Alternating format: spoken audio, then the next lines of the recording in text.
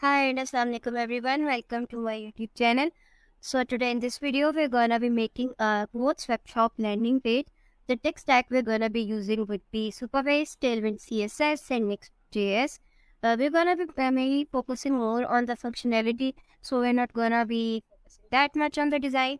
So before we get started, let me show you how it would actually work. Okay, so let's start with seeing what we're actually going to be building today.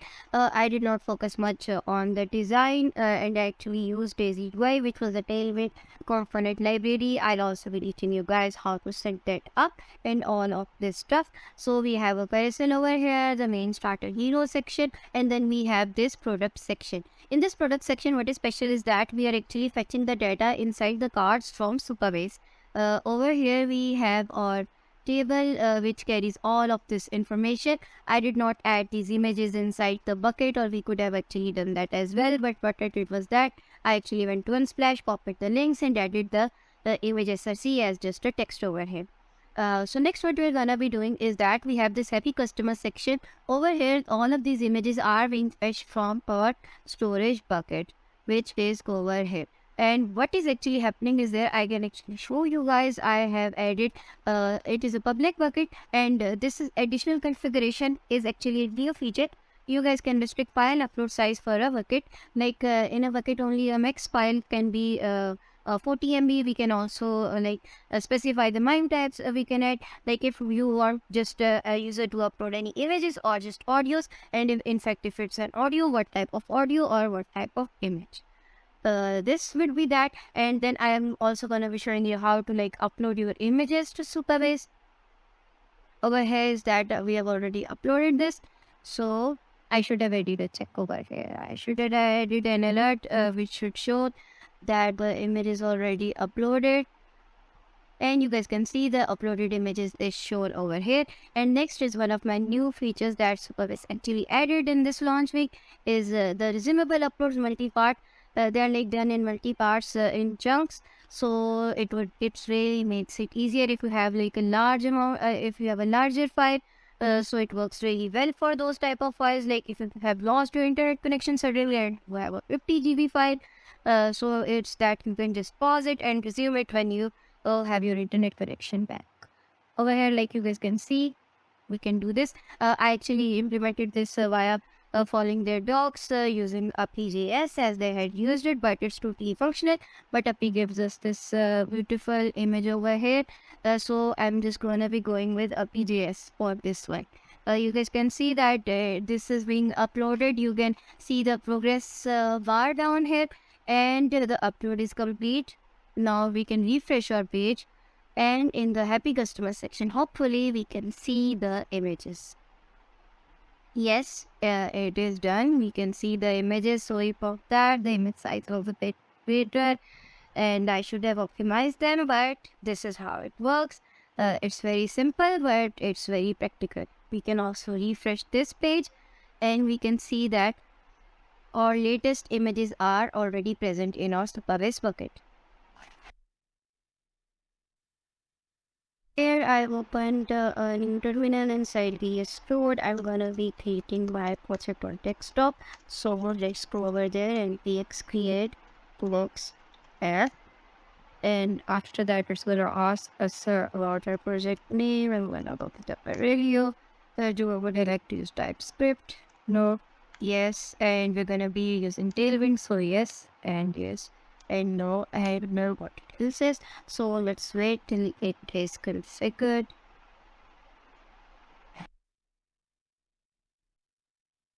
For these purposes, I already made a folder of components inside our SRC folder. We're gonna have these components. We're gonna have a card, carousel, footer, happy customers, header, hero, products, upload your images one, which would be a simple upload example, and you upload your images to a component, which would be of resumable uploads. Inside these components, I've added divs and headers just to show where would everything be placed. We're not gonna make any changes in the app.js. We're gonna go to index.js, and then we're gonna call all of these over here like this. I've already saved everything, so let's just start our project to see how everything looks like, or is it even running fine or not. So here we have it on localhost 3000. Hopefully everything would be working just fine, or else we're gonna be closer. Okay, so there we go. We have everything. The header component would be first, then it would be the hero component, then we'd have the carousel, products, happy customers, and footer. The upload your images 1 and 2 component would be inside the happy customers components. So that would be the basic setup of this project.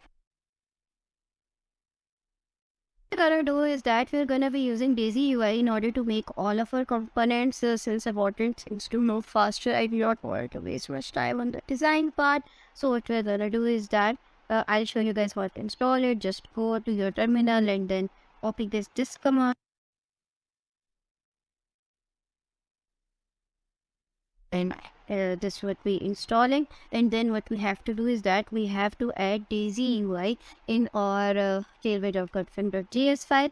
We just have to copy and paste this after that is installed. Since it's installing, let's explore another thing. Another thing that I was exploring was that is that over here you guys can generate your own themes. I have generated my own theme for my website, which had the primary corresponding to this and this, and over here you guys can also see about how these colors would actually look like. You can change these colors from over here. You can select whatever you want. So what I'm gonna be doing is that I've already copied and copied this. Let's go to our tailwind.config file. I'll just add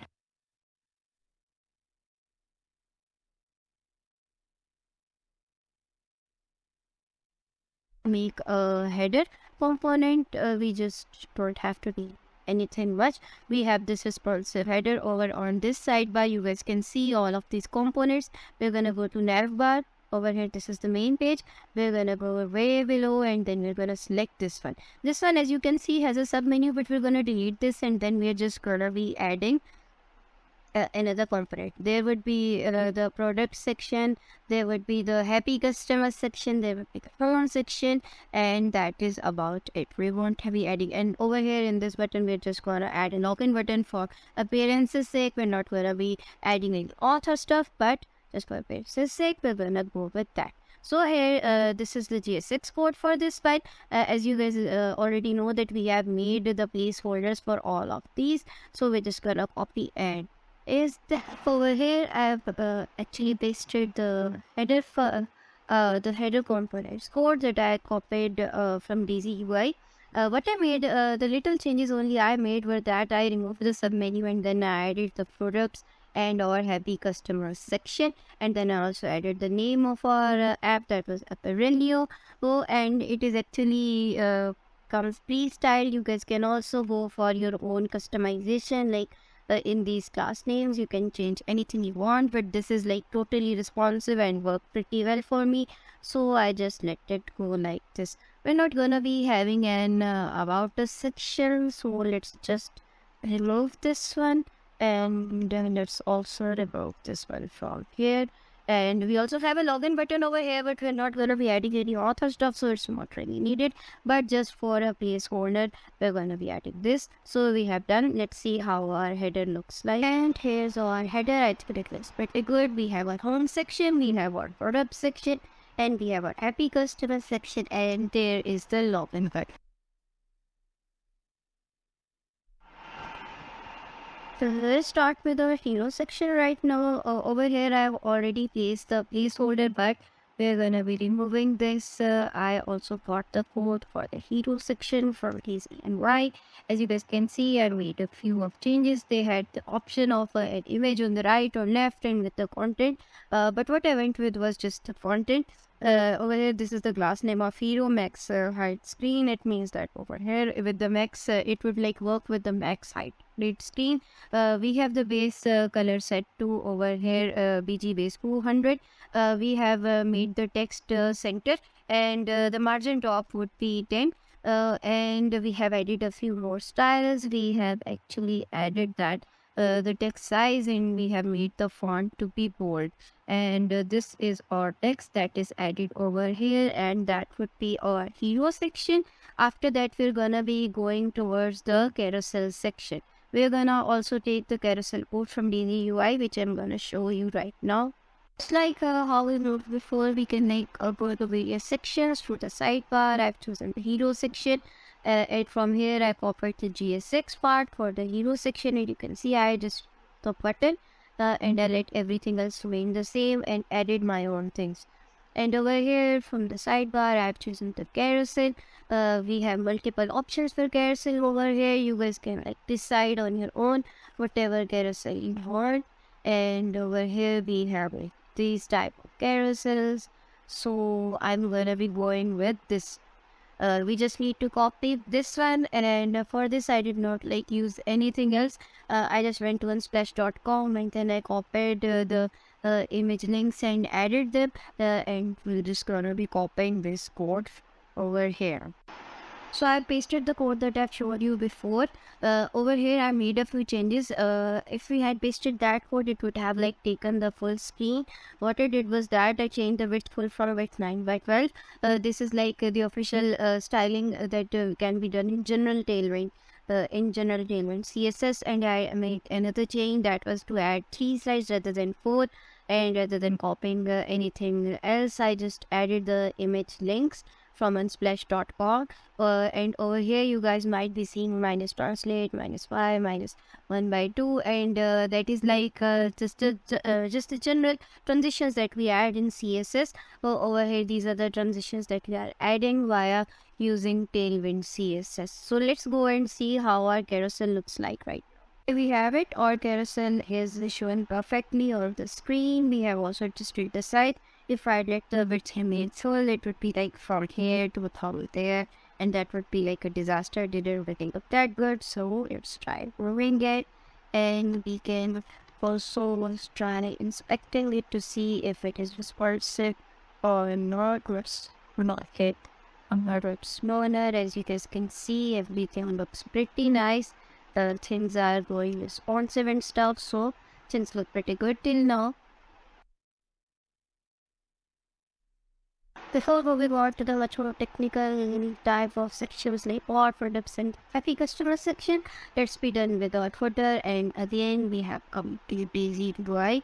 You guys can select any footer type font from here. We have various options, which are all of these. Why you guys could make a mix and match from all of these sections. But what I'm gonna be using is this one. We're gonna be just copying this. You guys can see there is no but special Tailwind used over here. We just have to add last name, and our footer would be pretty much responsive. So let's copy it and paste it in our footer section. That footer part that we copied from DaisyUI over here. I did not really make much of changes. I just removed a few things. I did just the name Apparelio or website's name over here, and then removed a thing or two, and I've left everything else as it was. So let's go and see how it looks. Over here we have our footer looking pretty good, and let's see first responsive. And yes, it is also responsive, and now that when I will be moving on to the R product section. To move forward onto the next part of our project, we're gonna be needing to set up Supabase. You guys are gonna write Supabase over here in app.supabase.com. You guys can just sign up for signing like me if you guys already have an ID. So I'll just be signing it. And I've already made my project Apparelio here, but to show you guys how to make a new project, I'll be making one right now. YT tutorial, and to type in a strong password, just use the generate a password option. No need to copy it right now because I don't think I'm going to be using it again. It's just for the part of tutorial, but if you guys are working on your own personal project or on a big project, you need this password. Just choose a region closest to you. Mine would be South Asia, so I'll be choosing that. We're going to be going with the free plan, and then we're going to be creating a new project. After since the project is being created, let me show you guys another thing. Over here on the Supabase docs, we have the framework quick starts about how to set up our project with Supabase. Everything is written over here on how to create a table or how to get started. In order to use Supabase, you guys need to after making your project over here, you have to copy and paste this command in your terminal so that you guys can install Supabase inside your project. This is the client library and it works really well for using our apps. So in order to make the Supabase client, we need to install this in our project. So the next part would be to install this over here, and let's take a look. Our project is being set up. What we need is that we're gonna make a .env.local file, and we are gonna need this project API key, which is a non-public. It is gonna take a few minutes. So in that few minutes, you guys have to wait. And yes, we are done. Our latest project has been set up. Over here we have the project URL, that would be your project ID, and this would be your endpoint. And over here we have our API key. You guys cannot share your API key, as you guys might know if you have worked with backend and stuff. This is pretty important. We have to copy this, and we have to copy this one as well, and we're gonna make a .env file so that we can use these variables inside our project to create a Supabase client.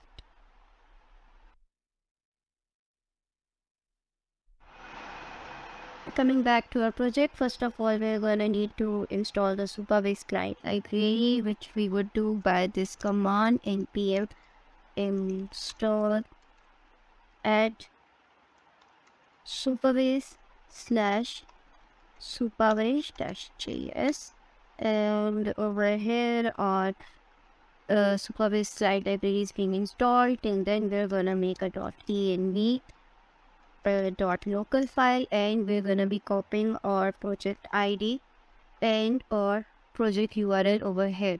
This is our project URL, and this is our NN key, which is our library, which is our API key. And we're gonna save this. We're gonna be needing this a lot more.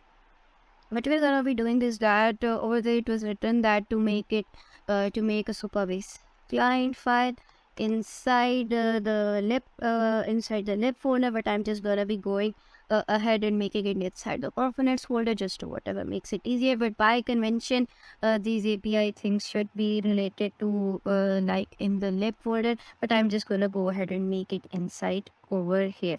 We're gonna be making our Supabase client over here, and next we are gonna do is that we are gonna import client. We're gonna import the create client method from Supabase.js, and after that we're gonna declare a new variable, which is the Supabase URL, and we're gonna set it equivalent to process.env.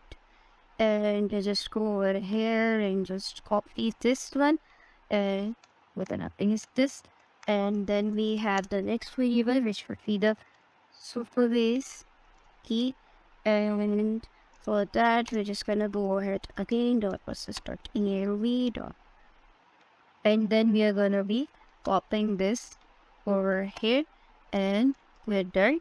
Over there we're gonna be exporting first Supabase is equals to create client. We're gonna be using the create client method, and in order to make our client, we're gonna go with Supabase URL first, and then we're gonna be adding the Supabase key. And there you have it. You have your own Supabase client right now, and after writing this code, we can use this Supabase client in any part of our project.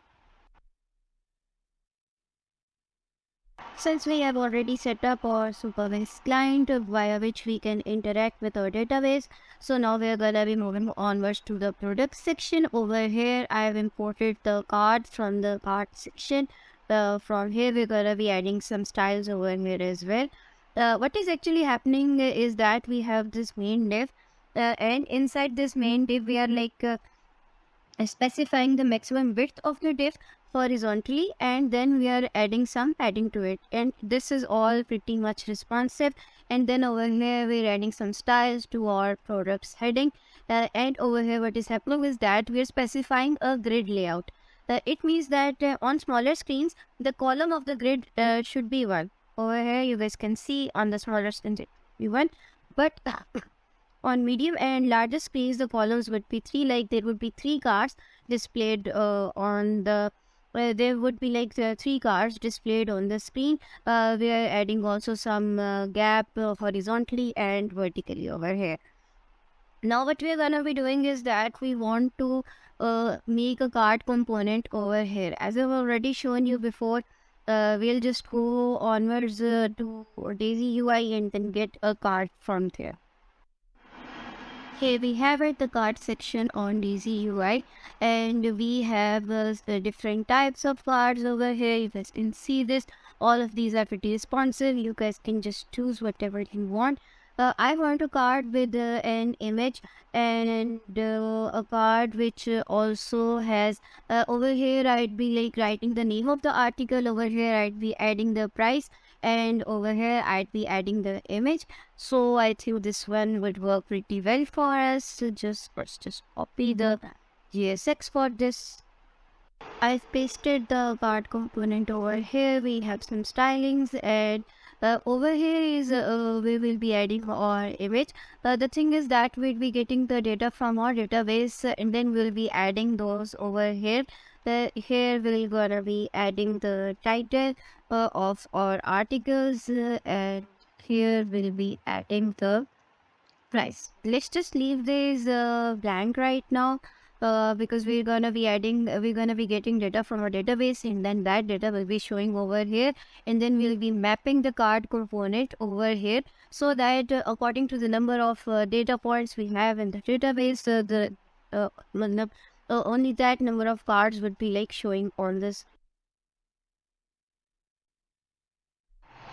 So we're pretty much done with the UI part of the card component. Now we are gonna be like setting up our table in Supabase, from where we're gonna be importing all we're gonna be fetching all the data inside our cards of the our product section. So let's go to the white.ly project that you guys made, and then we are gonna go to the table. We're gonna select a new table. We're gonna be naming this table products info, and then we don't need any description, and I'm not gonna be enabling row level security because RLS is not really needed in this project. But if you guys are gonna be making this for because this is just a tutorial, but if you guys are gonna be making this project like real world, it is pretty much recommended that you guys do use RLS. So over here we're gonna be adding a column. We can add this column as the title, and it would be and the type would be text. We're gonna be like making all of the columns of the text type. We're gonna be adding string data inside them, also text, and then we have the column of image src. I'm making the column of image src also text because I'm just gonna be going over to Unsplash or any free stock websites, and just copy and paste the image src from there, and there you have it. Just save this and your table would be formed.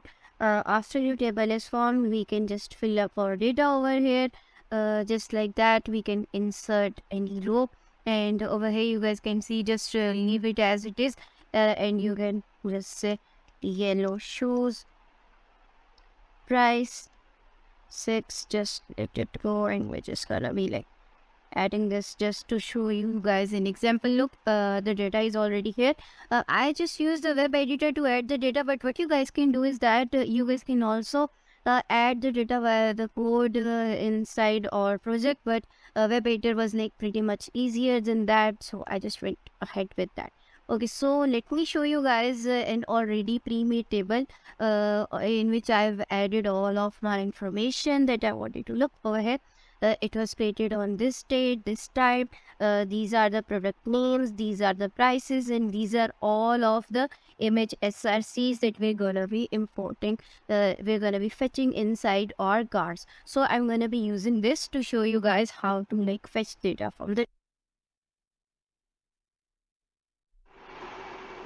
So we have come back to our product section. First of all, we're gonna be needing to import some books. We're gonna import use effect and we're gonna be importing use state from React, and we're just select this.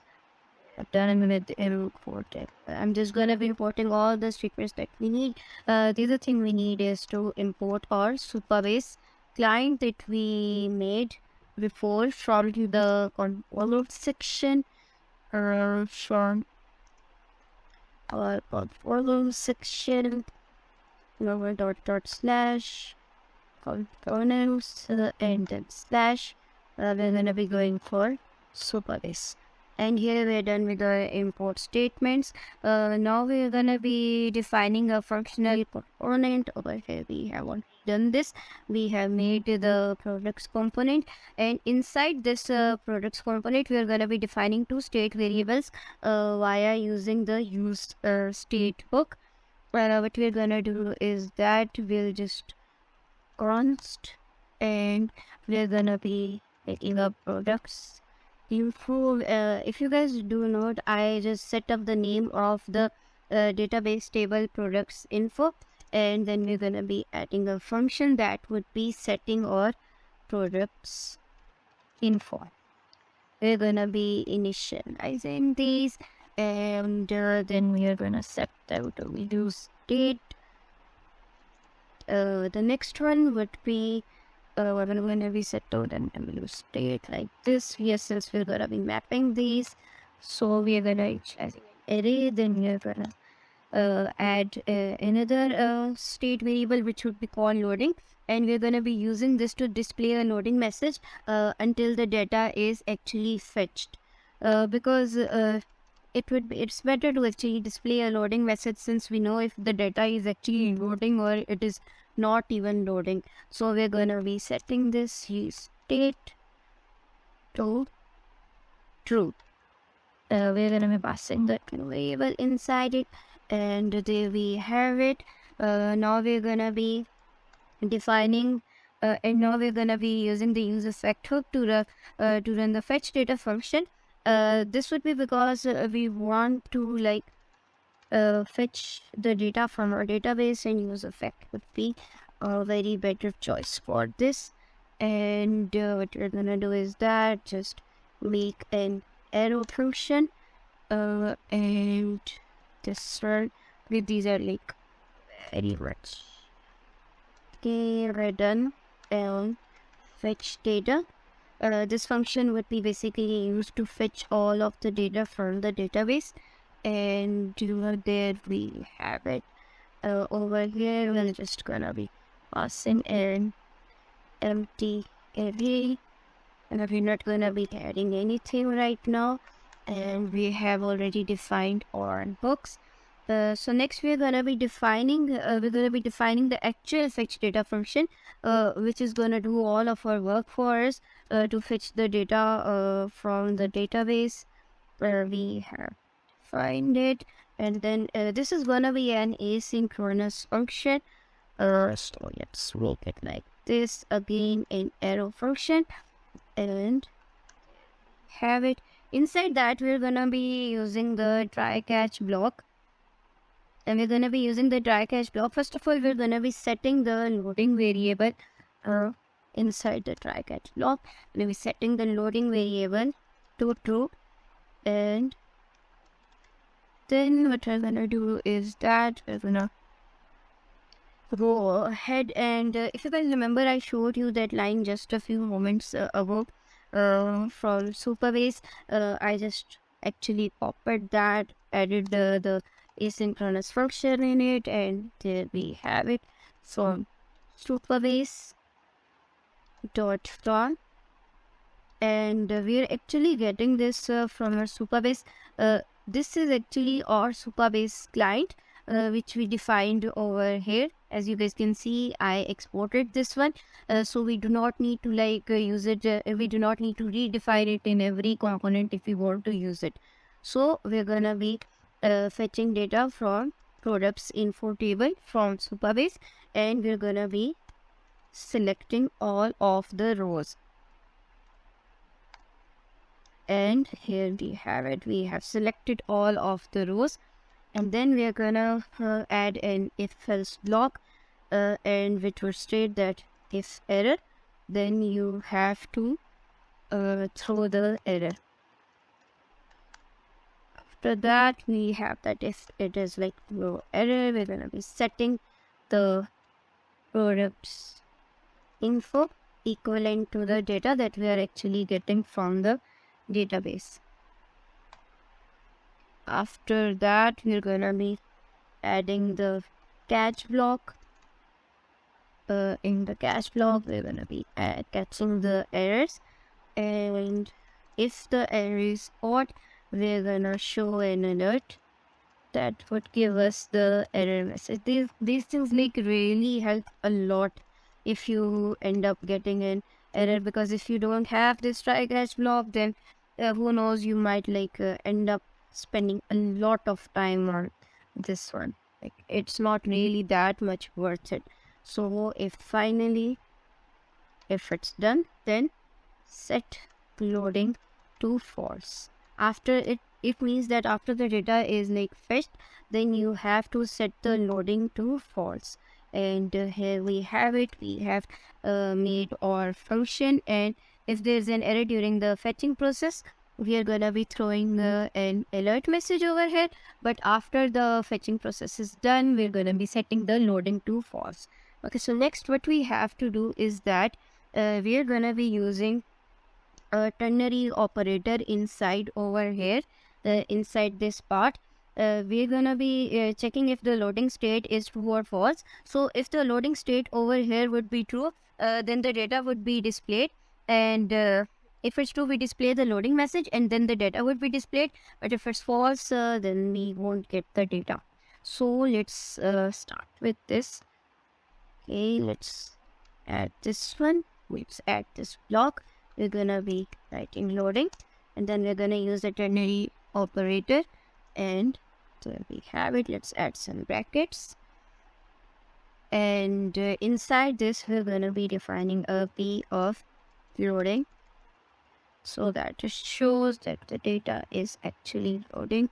And we're just gonna move on, and if it's like loading, then just show the products info.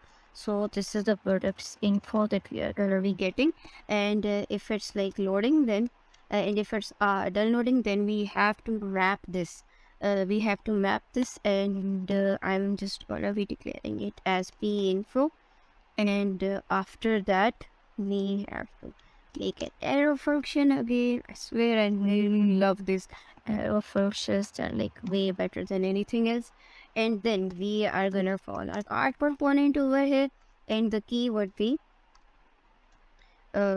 p info id. If you guys remember, then in the database we did have the id part.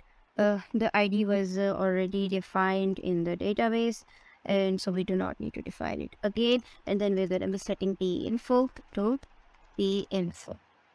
There we have it. We're almost done. So what might be the issue over here? I'm actually, I guess, missing this. Yes, I was missing this one, the closing part, and we have it. Let's just move it upwards. So our product component for fetching the data is done. Let's just go to our card component in order to add all of this stuff. So we're gonna be passing the p info that we had over there as a prop over here inside the card component.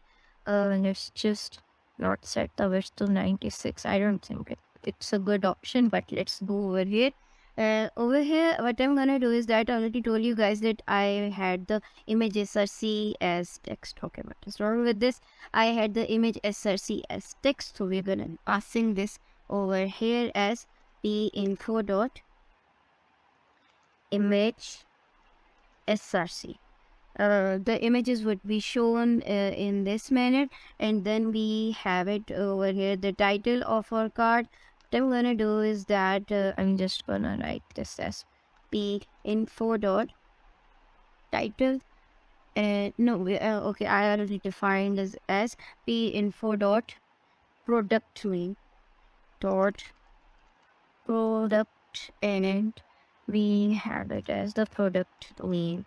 Okay, me and my typos, these are not gonna go away anytime soon.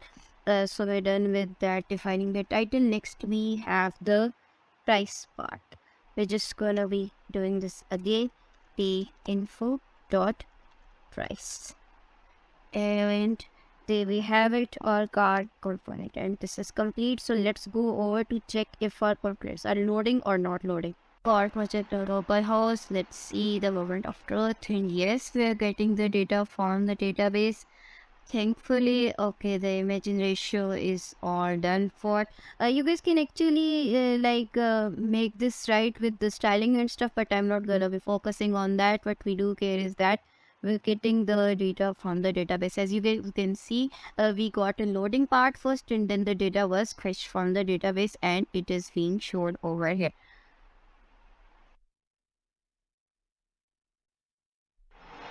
Moving on to the next part of our tutorials, we'll be like going to make the happy customer section. In the happy customer section, we're gonna be using the Supabase storage. What we're gonna be doing is that we're gonna learn about how to like fetch images from the Supabase storage bucket, and we're also gonna learn how to like upload just an image, and how to use the new feature that they have actually released in this launch week, which is the multi-parallel resumable uploads. So to get started, we're gonna create a new bucket over here. I'll just go with happy customers because that's our section name. It is we're gonna make this a public bucket because anyone can read this without any authorization, since we're not adding any auth. And then we have the additional configuration. These are like the new features they have added recently. You guys can just restrict the file upload size for a bucket. You guys can prevent uploading of file sizes greater than a specified limit. So I'll just go with 40 MB. And also there is like this. We can allow certain MIME types. I'm not going to be adding anything over here because I'll just allow any image to be uploaded or any type of thing. But you guys can just do is that you can write image/jpg. You can specify if you want an image to be uploaded, and if you want an image to be uploaded, is it gonna be a jpg or is it gonna be a png or stuff. I'll just leave this blank right now, but over here you guys can see these examples about what you guys can do with this new feature. So okay, I just wanted to make it 40. How come it's 23? So let's just save this bucket. Okay, this bucket is done over here. I've already made a bucket over here as well in another project. We're gonna be using this one, and what you guys can do is that I have already uploaded 3 images over here, so that when we make the happy customer section, the gallery where the images would be shown, so we can see if we are actually getting the data or we're not getting the data. So that is it. We're gonna be using this, and now let's go over to our happy customer section to like fetch this data.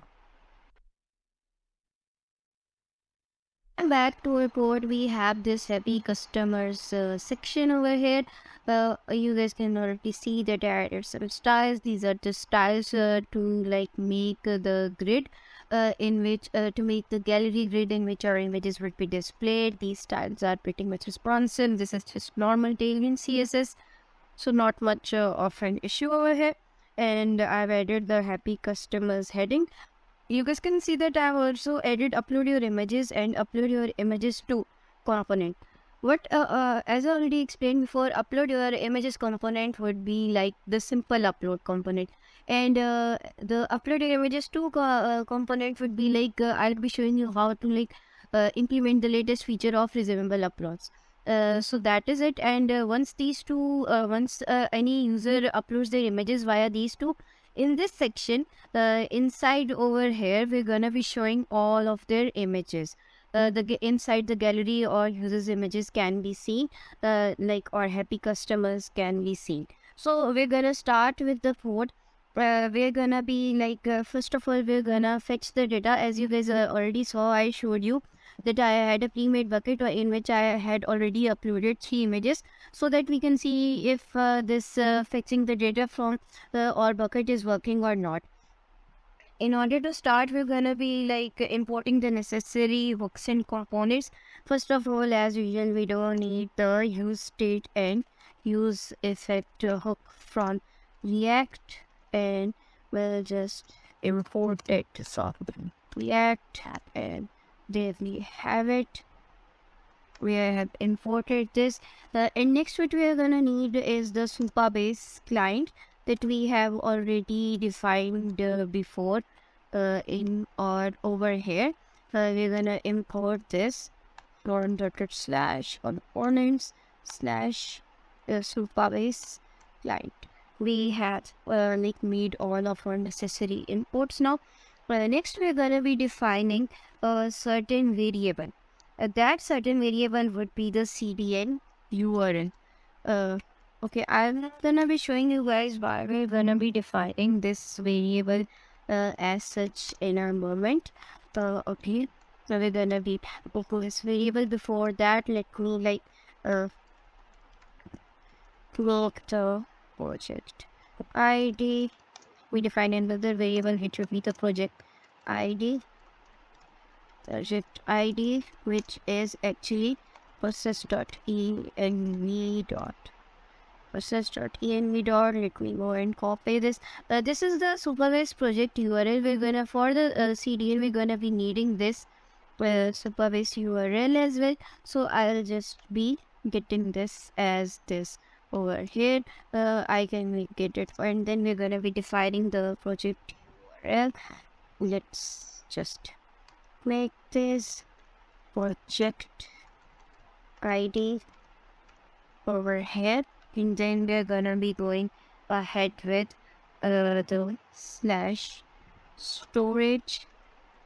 Okay, this is the link of if you like go to your Supabase storage, then you guys can see this link over there, and /object / we have this, I guess this was /object /public, and then / or bucket need customers, and then / this would be basically our CDN. Every image that would be getting would be mapped, the name would be mapped over here, and if we like go to, and if we open the URL of any image that is uploaded in the bucket, it would match this one. So this is why we used the CDN URL. Next what we're gonna do is that we're gonna go in the happy customers function, and then we are gonna use the use effect hook to fetch our images from the Supabase storage. So let's start with that. We have the use effect snippet. Let's just use it like this, and we have the we're gonna use the async function, and we're gonna make this function as the fetch images, and let's put some brackets over here. There we have it. We're gonna declare the data from our Supabase storage, and then we have this. We're gonna use await, and then we are gonna select the Supabase storage in .front. We're gonna getting these all data from the bucket happy customers, and we're gonna be selecting the list as this option. This list option, actually what it does is that it's a method that returns a promise which resolves with an object which contains which contains an array of objects representing the files and folders. What it does is that it goes in this happy customer storage bucket. As you guys already know that in these type of buckets we can make folders and subfolders. So what list is doing is that we're gonna keeping it like this. It is gonna select all the folders and subfolders from that, and then we're gonna add a catch method so that if there is any error we can the code would let us know if there is any error in it. So we're gonna console.error and we're gonna write this as error fetching images. And I already said before, these type of things really help a lot if you're like working in the long run. So we are done with our catch block. And let's just see if we're not missing anything. Okay, good. And there we have it. Now let's roll. If we have our data, then what we're gonna do is that we're gonna set the images to data.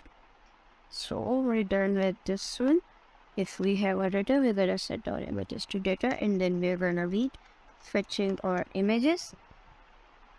And there we have it. We have fetched our images, and now I guess this is done.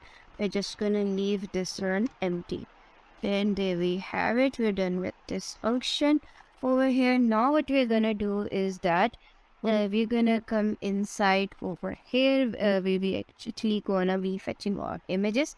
What we're gonna do is that we're gonna be mapping these images.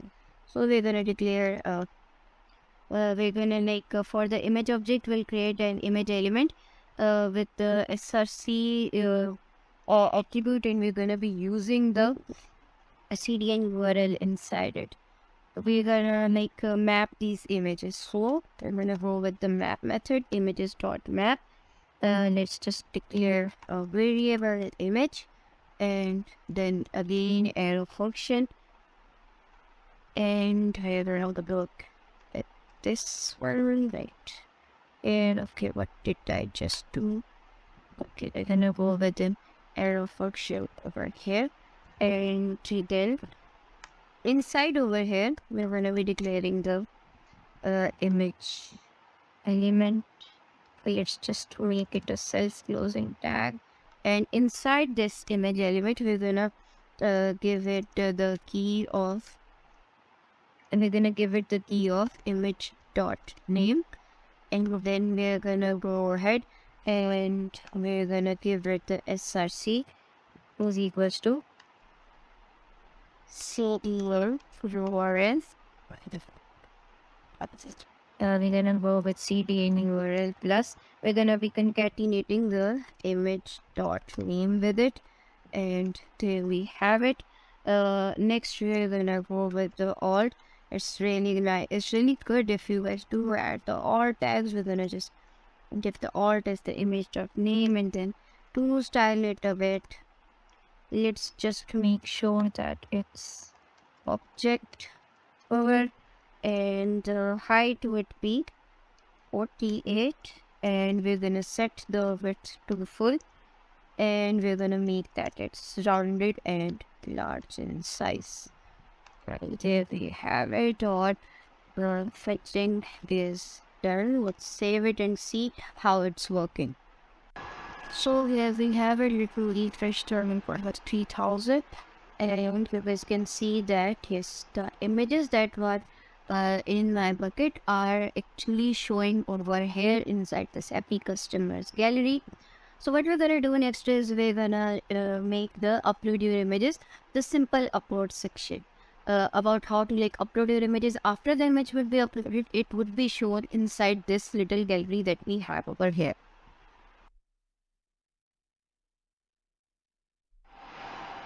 In this upload your images component, as you guys can see, I've already imported Supabase because we're gonna need this again. We're gonna need our client to like interact with the storage bucket. So here I have a function of upload your images. I've added some simple styles over here, which is like I've just set the margin top and just written a p tag to like give the heading, and then here I've added the button from where we're gonna be like uploading our images. So let's start with the functionality part. First of all, we're gonna row over here, and we're gonna be defining an asynchronous function. We're gonna be defining this function as upload image, and we're gonna be passing an image file to it. After that, we're gonna be contacting our Supabase data as we already did before. For the happy customer section, when we were fetching the data, we're gonna go for like this, and we're gonna write Supabase and dot storage. After that, let's just move to the worksline dot front. We're gonna be deciding what bucket do we want or things from, which would be happy customers, and then we're gonna be using the upload function. We're gonna upload the image file dot name, and then we are gonna be uploading the image file itself.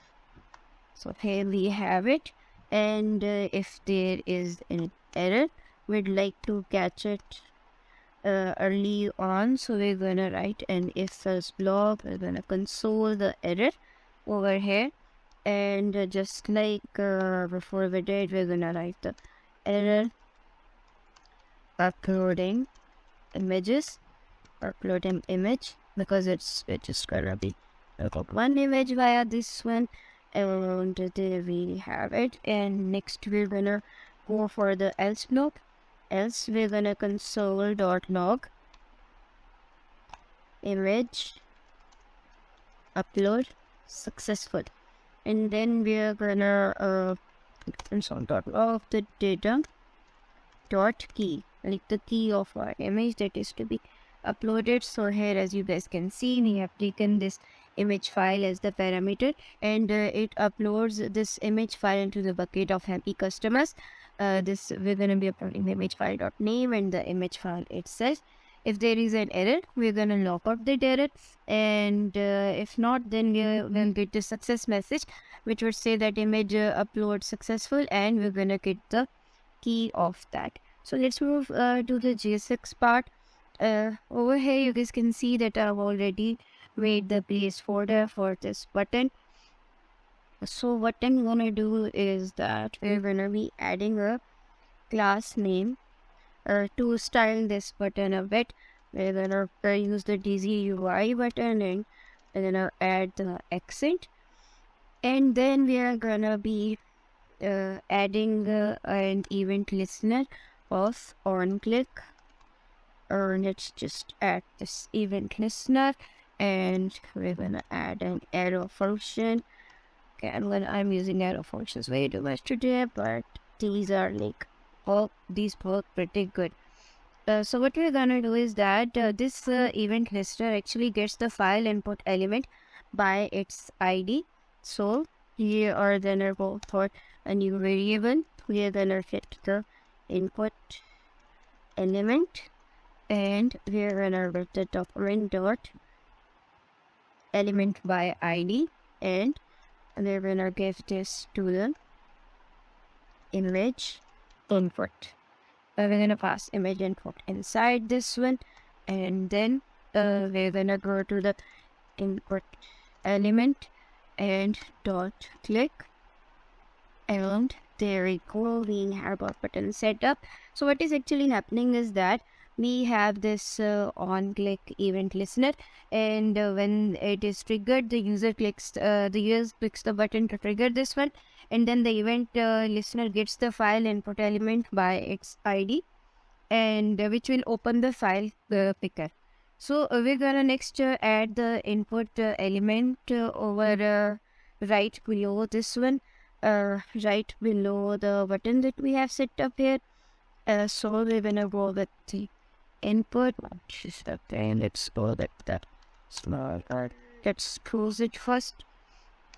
So we're gonna, the type of our input is gonna be file. Next we have to have the image, next we have to have the ID of the input. It would be image input that we have already defined above, and then we're gonna say that on change. Okay, and then we're gonna say that on change when the event happens.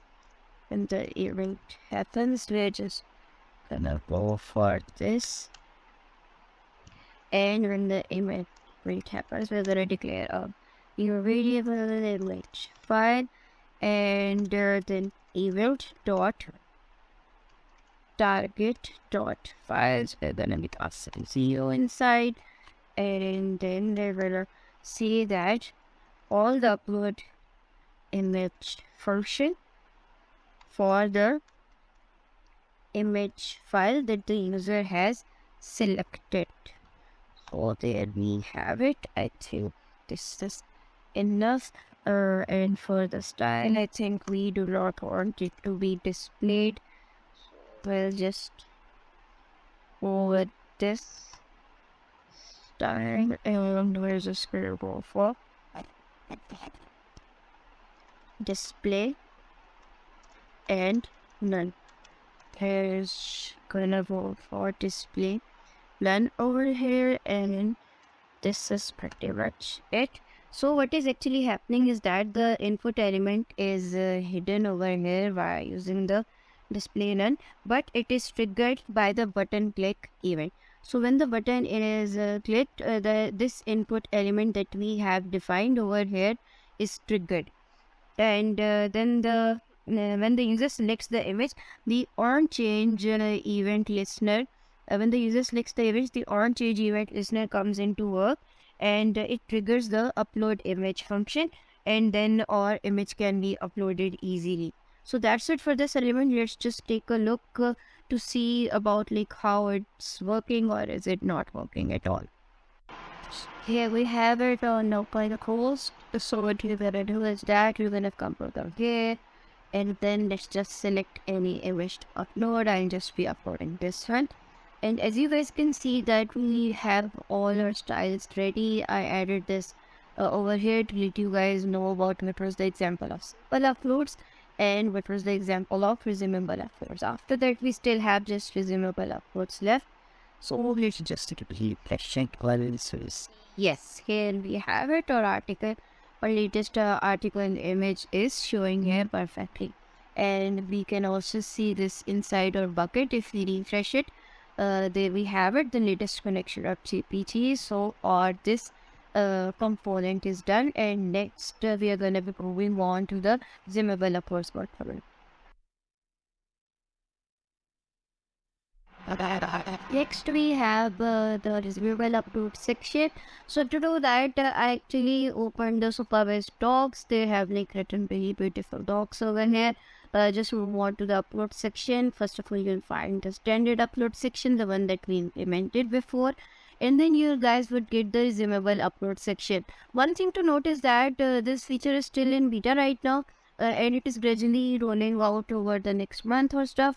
So if you want to like use it right now, you might want to contact their support in order to be prioritized. When I first implemented it, it was like I was not able to do it, but I contacted their support and they set it up for me. So you need to like contact them in order to be prioritized. So here they have like written it really well.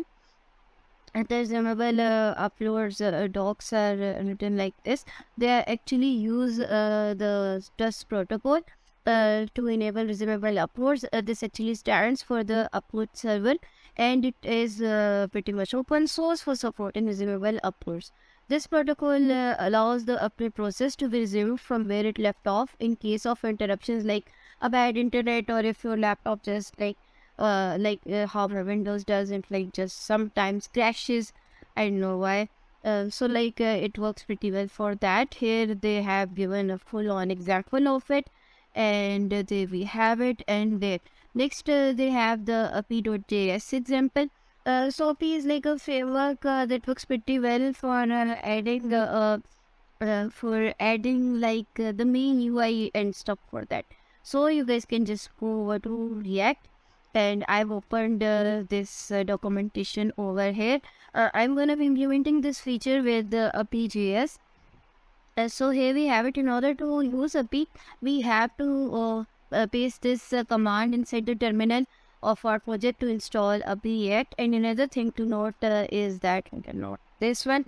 The thing to note is that if what we're gonna be using is API, we're gonna copy this command, and then we're gonna be using dashboard, and we're gonna be importing TUS drop API as well. And please do not forget to copy paste these ones. We're gonna be copying the core command and we're gonna be copying this dashboard one. This is the CSS for the UI. This is the core and the UI components plus plugins that we're gonna be using. So that is it for this one. And here I have another example. Supabase has their official Resumable upload example with API.js for which you can find on their Supabase GitHub. Here we have it in the index.html. They have implemented this example and we're gonna be referencing this one for using in our project. I mainly actually used this one and implemented it inside my component. Don't worry, I'm gonna be explaining everything that is written over here. What is this, and all that stuff. So let's just move on towards our component. There is our upload your images to component. Do ignore this right now. I'll show you stuff. So before we move on to anything else, we have to copy and paste this command in order to install API.js so that we can use it. I made some imports over here. We're still gonna be needing use state and use effect. So I will imported that. Okay, so this import part was what I had copied from the API.js example they Supabase had on GitHub, but this import statement did not work for me, so I just removed it, and it was like giving me errors again and again while I was implementing it. So what I used was that I wrote these import statements, and what happened was that if I was importing API dashboard and tests at the same time, they were like not being imported at all, and I was getting errors and stuff. So next you have to import these two as well, because we want the CSS styles for them as well. Next, what we're gonna do is that we're gonna declare these variables. We need the project ID. We're getting this from the env.token file. We need the token. Token is the add-on key. And then we need the bucket name. Our bucket is the happy customers bucket, which we were dealing with. So I've written that over here. Over here we have the Supabase upload URL. We're gonna be needing it later over here down below. This is the project ID from over here. And if you guys have noticed, the CDN URL that we use over here. Okay, so it's here.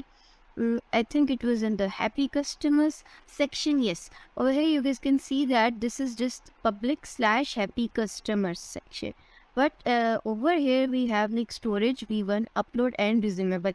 This upload URL is a bit different, and then as I said before, you guys have to be authorized in order to use this resumable uploads. For right now, you can contact the support team in order to get it. So this is the URL that we're gonna be using. Over here right now I added these styles. It is just a div that contains the "Are you happy customer" to show us how style our clothes, like we did for this component. And then I also added a button over here, and this button is off for DaisyUI again, and it is already pre-styled. So what we're gonna do is that we're gonna start with our code. First of all, we're gonna write first, and then we're gonna declare show drag. Okay, show drag. Okay, wait. Going show drag drop, and we're gonna set drag drop, because we're gonna be dragging and dropping all that stuff for uploading. So we're gonna use the use state hook for this one, and we're gonna set it as force first. It is gonna be triggered later on, and then we are gonna use the use effect hook.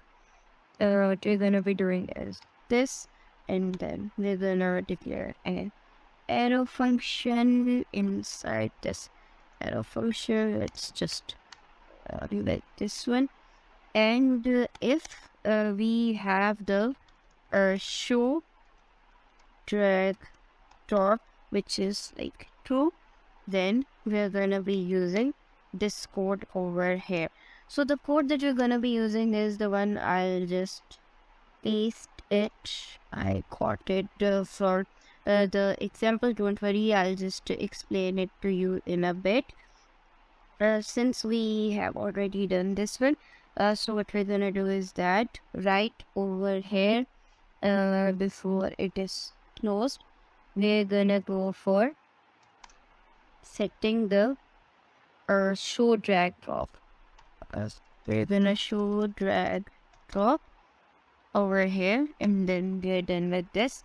Then we're gonna declare another one, which would be the handle button click, and we're gonna set it for a key and arrow function. So we have this one.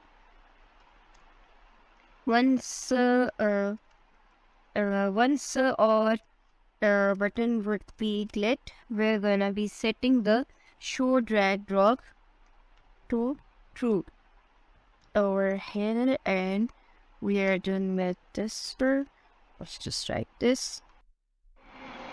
We're also gonna be making some changes inside this code that we copied from there. We don't need the limit. Okay, the limit over here defines the amount, the number of images that can be uploaded at a certain time. So we don't need that limit. I'm not gonna set it to anything. So over here we have the show progress details is equals to true, which means that while the images are being uploaded, you guys can see how many % of image it has been uploaded. Our endpoint would be Supabase storage URL, since we have a bit of a difference in the names of the variables we declared above. We're going to be changing them. The API key would be the token. After that, we're just okay, we don't need the API key. We'll just go with the bearer, and we'll just remove this upload data and creation. And after that, we're gonna be setting this chunk size. It's just right now set it like this. I will just leave it like that, and okay, let's just remove it. We'll just go with the allowed meta fields. These are the certain meta fields that are allowed: the bucket name, the object name, the content type, and the cache control. So after that, we have this place over here. The bucket name would be over here. I'm gonna set it to bucket name because that's the variable name for my bucket. Over here we have the object name. Since we don't have any folder, we'll just go with the file name. And over here we have the Supabase metadata. And right now this is done like this.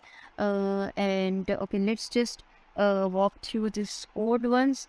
What is actually happening is that first of all, the drag and drop state is set to the drag and drop state is set to false.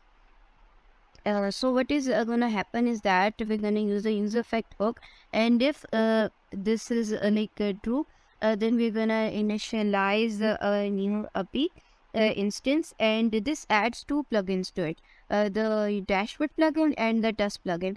The dashboard plugin actually gives us all the UI settlements and stuff, and the dust is actually used to upload the stuff. Okay, over here I forgot to change it. It's supposed to be Supabase upload URL, not storage URL, because this is our variable name. So we'll just go with this one. This actually handles all the uploading of the data, and the meta field specifies the metadata that can be attached to each file. And the chunk size over here is setting the size of the chunks that can be uploaded. For example, if you have an image of 40 MB or about 50 GB data and stuff, we can set up this chunk size about in how many chunks will that image be actually uploaded. After that, finally API.on is used to add event listener to the API instance over here. And when the file is added, its metadata is updated to bucket name, file name, and the file type. In the file meta over here, obviously that is the same. We are just gonna be using that. And then we have this handle button click function, which is used to update the show drag and drop state to true when the upload your images button is clicked. Okay, so we are done with the main functionality over here. We'll just gonna be adding all of these buttons and stuff over here inside our GSX part. Now finally inside this button we are gonna be adding the on click event, and on click we would want this to happen. So we are gonna write handle button click inside this part, handle button click. And once this button is pressed, the on click event handler which is attached to the button will call this function which will set the show drag drop to true. So after that what we're gonna do is that right below this div we're gonna show drag drop. We're gonna use and then we're gonna go for another div right here. We're gonna go for another div. This div will only be visible if this is true. And like if the show drag and drop is set to after this button is clicked, this div would be visible. So what we're gonna do is that we're gonna set the div ID is equals to drag drop area. We're gonna set it to this. Let's just add some styles over it. Classroom and let's just use this one, and we're gonna add some flex. We're gonna justify it to the center part, and we want its items to be centered. Let's just set the margin of the weight stone. Here we have it, and it is done. This div would only be shown when the show drag and drop is set to true after this event handler is clicked. As you guys can see here, we're getting this module error that it cannot resolve API. So I guess I forgot to write another installation statement. I will just go over here. We're gonna install API with this command as well, and then we're gonna install. I think I just did it over here in order to take a look about what was not running. Okay, not here. Okay, how many tables have actually opened? So here we have it. Over here it has already been installed, so you only needed to like add npm API core as well, and add npm we had to like do npm install simple API as well. So that's why it was not being resolved, and okay, now our error is gone. Okay, so let's go and check it out if it's working or not. Coming back to localhost, let's see if it is working or not. Here is our tag div. Okay, so when we when the event handler is like triggered, this drag and drop div opens, and then after we select these files, we can just go over here. We can select upload, and when you guys can see, I can pause these uploads and then I can resume them again. So here it is, they can be paused and they can be resumed. So this is all about the resumable uploads, and you guys can see that we can upload multiple images at the same time. So let's just let them upload for a bit. I think it's my bad internet connection that's taking this much time, or else does not really take that much time these days. Sorry about that. Let's just wait a minute for this. The upload is about to be completed. So here we are about, yes, we're done. Our upload is complete. Let's just refresh the page to see these images. Okay, so here we have it. Our images are showing over here. And let's see. In our bucket, yes, we get the article 1 and article 2 image in our bucket. So I guess this was pretty successful of us. This is it for this project. We made all of this stuff possible. We made this header, we made this carousel, then we made this product page, fetched the data from the database, and then we had this happy customer section that fetched the data from the bucket. and we could upload one image, and we could do resumable uploads, and we could set up the upload, what type of upload can be done. We could add constraints. So that was it for this video. I hope that you guys like this project and you were able to follow along. It was actually my first time making this big of a video and making a tutorial like this. So do forgive me if there were any issues. If you guys have any recommendations, share them in the comments below. And if you guys want to make a project into what tutorial for that, do share that in the comments as well. So till the next video, Allah Hafiz.